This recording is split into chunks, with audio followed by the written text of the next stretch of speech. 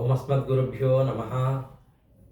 ఈవేళ మనం భోగి పండగ యొక్క విశిష్టం తెలుసుకునే ప్రయత్నం చేద్దాం. భోగి సంక్రాంతికి ముందుగా మనం జరుపుకుంటాం పండుగ. భోగి, మకర సంక్రమణం, కనుమ, ఈ 3 రోజుల్లో ముందుగా జరుపుకునేది భోగి. భోగి అంటే భోగములను అనుభవించేటువంటి దశ. ఇది దక్షిణాయన పుణ్యకాలం యొక్క చిట్ట చివరి రోజు. దక్షిణాయన పుణ్యకాలము సూర్యుడు కర్కాటక రాశిలో ప్రవేశించినప్పటి నుంచి ధనస్సు రాశి యొక్క చివరి రోజు.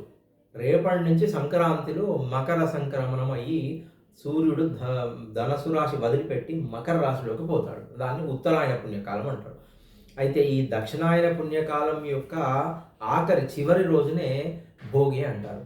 దీనికి వారము, తిథి, నక్షత్రంతో సంబంధం లేదు. దక్షిణాయనముకు ఏది చివరి రోజు అదే భోగి. అయితే ఈ భోగములను అనుభవించేది అనే ఉద్దేశం ఏంటంటే, మనము ఈ దక్షిణాయనం ఎప్పుడు మొదలైందండి? మనము వరి విత్తనాలు నాటుతాం. నాటి ఆ యొక్క పంట అనేది పెరిగి పెరిగి ఇప్పుడు మన చేతికి వస్తుంది. ఈ కాలంలో అంటే మనం విత్తనం నాటిన తర్వాత వచ్చే ఫలితాన్ని ఇప్పుడు అనుభవించేటువంటి దశ. ఇదేమో లౌకిక చింతన. అదే రకంగా ఆధ్యాత్మిక చింతన. మనం శ్రీమన్నారాయణుడు యోగ దిశలోకి ఆషాఢ మాసంలో యోగ నిద్రలోకి వెళ్తాడు. అప్పుడు మనము పూజలు చేసి మన యొక్క జప అనుష్ఠానాలు చేసి దేవుణ్ణి తెలుసుకునే ప్రయత్నంలో మనం చాలా రకాలైనటువంటి అనుష్ఠానాలు ఈ కాలంలో ఎక్కువగా చేస్తాం. చేసి వాటిని అనుభవించేటువంటి దశ. ఆ అనుభవించడంలో పరమార్థం ఏంటంటే, మనం విత్తనము మనం పెడితే అది దాని నీరు, గాలి, ఎండ వీటి సహాయంతో మనకి వరి పైరు లేచి పైరు మన ఇంటికి వచ్చి మనం భోగాలను అనుభవిస్తున్నాం. కానీ ఆ విత్తనం మనం సృష్టించిందా? ఆ నీరు మనం సృష్టించిందా? ఈ ప్రకృతి మనం సృష్టించిందా? అదే రకంగా ఇది ఆ దేవుడి యొక్క అనుగ్రహం వల్ల ఆ విత్తనం నాటింది ఈరోజు ఫలితమయ్యి మన ఇంటికి వచ్చి మనం అనుభవిస్తున్నాం కదా. అదే ఆధ్యాత్మికంగా మనము ఆ దేవుడి యొక్క అనుగ్రహం వల్ల ఆయనదైనటువంటి భోగాలను మనము అనుభవిస్తున్నాము అని అనుకోవడమే ఈ భోగి యొక్క లక్షణం. ఈరోజు ఏం చేస్తారండి? ఉదయమే పొద్దున్నే 4:30కి లేచి మన ఇంట్లో పాత సామాన్లు, చెక్కవి, ప్లాస్టిక్వి కాదండి. ఈ రోజుల్లో ప్లాస్టిక్ వాడకాలు ఎక్కువైపోయినాయి. వెనకట విరిగిపోయిన కుర్చీలో విరిగిపోయినటువంటి మంచం యొక్క కాళ్ళు ఉండేది. ఇప్పుడు అంతా ప్లాస్టిక్ మయమైంది. ప్లాస్టిక్వి కాదు, ఈ చెక్కలు పనికిరానటువంటి చెక్క సామాన్లను అంతా ఒక దగ్గర పేర్చి, అది కూడా ఎవరింట్లో వారు కాదండి, సమూహం బంధువుల మధ్యలోనో వీధి చివరలోనో పెడితే, అంటే మన భారతీయ సంప్రదాయంలో పండుగల యొక్క ఉద్దేశం అందరూ కలిసి జరుపుకోవాలి. మతాలకు, కులాలకు అతీతంగా, వాడు ఉన్నవాడు లేడవాడు అనే కాకుండా అందరము కలిసి సంఘ జీవనం చేస్తూ అందరం అనుభవించేటువంటి పండుగ. దీంట్లో ఏం చేస్తామండి? మనకు విరిగిపోయిన పనికిరాని సామాన్లన్నీ తీసుకొచ్చి మంటలో వేయాలి.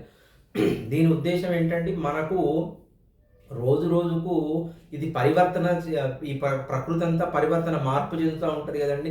కొత్తదనం రావాలి, పాతదనం పోవాలి కదా. అది పనికిరాని పాతదనం ఉన్నప్పుడు దాన్ని తీసుకువచ్చి, అది మనం ఇంట్లో ఉంటే భారము, దానివల్ల మనకు ఈ అసౌకర్యమే కలిగి ఉండొచ్చు, లేదా అది చెదలు పట్టడం వల్ల మనకు ఆరోగ్య సమస్యలైనా రావచ్చు. వాటిని అన్నింటినీ తీసుకెళ్ళి మంటలలో వేయాలి. వేసి దాని మీద ఒక నీళ్ళ కుండి పెట్టి వాటితోని నీళ్లను వేడి చేయాలి. మనము వీటికి మంట కాగుకుంటూ ఆ నీళ్లను వేడి చేయాలి.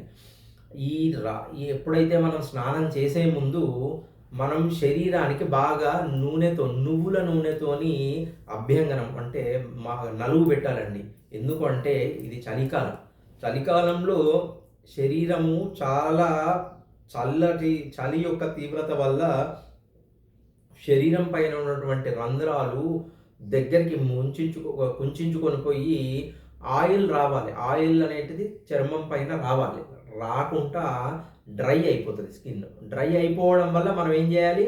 దానికి మాయిశ్చరైజర్. అందుకే ఈ నూనెను రాయాలి. నూనెను మంచిగా పట్టించిన తర్వాత ఆ భోగి మంటలతో కాగినటువంటి నీళ్ళతోని తల స్నానము చేయాలి. అయితే చూసారా అండి, ఇది మనం ఎక్కడి నుంచి తీసాము ఈ వేడి నీళ్ళు?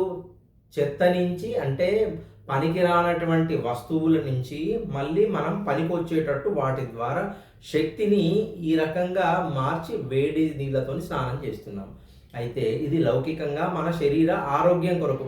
చలికాలం కదండి, మనం వెచ్చదనాన్ని కోరుకుంటుంది. లోపట శరీరము చలి తీవ్రతకు తట్టుకోలేక వెచ్చదనాన్ని ఆగడం అనేది అది శరీరానికి సంబంధించింది. తాత్విక చింతన మనకు పనికి రానటువంటి వస్తువులు ఏమున్నాయండి? మనము చాలా ఎదుటివారి మీద కోపము, ఎదుటివాడి మీద ద్వేషము, అసూయ ఇట్లాంటివి మనుషులం కదా, ఉండొచ్చు. లేకుంటే సంతోషం. ఉంటే అట్లాంటి దుర్గుణాలు, ఏదన్నా పని చేయాలంటే పోస్ట్ పోన్ చేయడం, ఇప్పుడు చేయాల్సిన పని ఇప్పుడు చేయకుండా బద్ధకం, ఇట్లాంటి గుణాలు మంచివి కాదు కదా. ఈ గుణాలను కూడా మనం దాంట్లో వేసి తద్వారా వచ్చినటువంటి దానితోని మంచి గుణాలను అలవరించుకోవాలి అని చెప్పేటువంటిది తాత్విక ఉద్దేశం. ఆ రకంగా మంచి వేడి నీళ్ళతో స్నానం చేసి మన యొక్క శరీర మలినాలను, తర్వాత లోపల ఆత్మకు సంబంధించినటువంటి మలినాలను శుద్ధి చేసుకోవడమే అవి శుద్ధి అవ్వడమే మనకు భోగ్యము. మనం భోగవంతులం అవుతాం. అంటే మనలో ఉన్న చెడు నశించి మంచి ప్రేరేపించడమే ఈ భోగత్వము, ఈ భోగి పండగ యొక్క ఉద్దేశం. దీంట్లో ఏం చేస్తారంటే సాయంత్రం పూట చిన్నపిల్లలకు 8 సంవత్సరాల లోపు పిల్లలకి ఏం చేస్తారంటే వాళ్ళని కూర్చోబెట్టి రేగు పండ్లు, బియ్యము, మనం చేసుకునేటువంటి చకినాలు, అప్పాలు తెలంగాణలో, తర్వాత చిల్లర నాణ్యాలు, ఇవన్నీ కలిపి వాటిని ఈ పిల్లవాడి మీద పోస్తారు. ఈ భోగి పండ్లను పోస్తారు. ఎందుకు అంటే పిల్లలకు, చిన్న పిల్లలు కదండి, వాటికి రక్ష కోసం, వారికి ఎక్కడ దృష్టి తగులుతుందో అని చెప్పి వారికి రక్ష నిమిత్తం. ఎందుకంటే మనం అంటే ఆ దేవుడి మనలో ఉన్నటువంటి చెడ్డ గుణాలను దాంట్లో వేసి మంచి గుణాలను తీసుకొద్దామనే మనకు ఆ బుద్ధి, ఆలోచన పెద్దవాళ్ళం కనుక మనకు ఉంటుంది. మరి చిన్నవారు, వారికి ఏమి ఉండదు కదా, వాళ్ళకి ఏం పాపం అమాయకులు కదా, ఏమీ తెలియని వాళ్ళు కదా, వారికి ఈ భోగములు అంటే ఎవరి అండి? ఇంతకుముందుకు మనం సంపాదించి మనం సృష్టించినయా? కాదు. ఆ దేవుడి అనుగ్రహం వల్ల మనం సంపాదించిన, ఆయన నుంచి తీసుకున్నటువంటి భోగములను వారికి అందించడము అంటే వారికి రక్ష, ఆశీర్వచనం. వారు కూడా రేపు పొద్దున ఈ భోగముల యొక్క విలువ తెలుసుకొని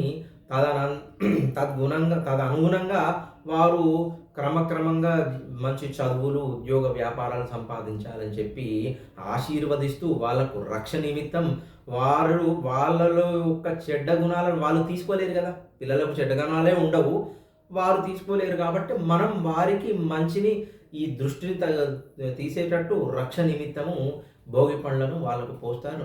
ఈ రకంగా భోగి పండగ యొక్క పరమ ఉద్దేశము శారీరకంగా మనలో ఉన్నటువంటి మలినాలను తీసివేయడము, లౌకికంగా ఈ ఇంట్లో పేరుకపోయినటువంటి చెత్త చెదారాలు, సామాజిక రుగ్మతలు, ఇప్పుడు అందరూ సమాజం కలిపి చేసుకోవాలన్నారు కదండి, అటువంటి సామాజిక రుగ్మతలు, ఏదైనా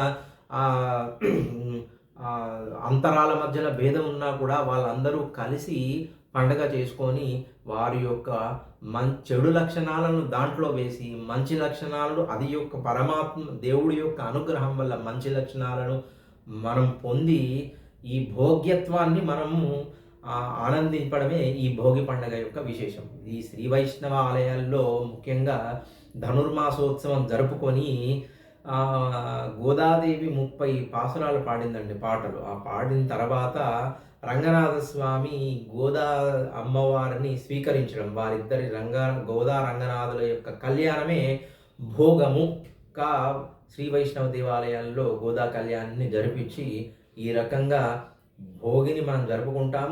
ఆ రకంగా మనము ఎప్పుడూ ఆ రకంగా భోగిని సంపాదించుకుంటూ భోగ్యవంతంగా దేవుడి యొక్క భోగములను అనుభవిస్తూ మంచిగా పండుగలను ఆనందోత్సాహాల మధ్యలో అందరం కలిసి సంఘటితంగా మనం చేసుకొని ఆనందించాలని చెప్పి ఆకాంక్షిస్తూ ఈ భోగి పండుగ యొక్క విశిష్టత ఇంతటితో సమాప్తం. జై శ్రీమన్నారాయణ.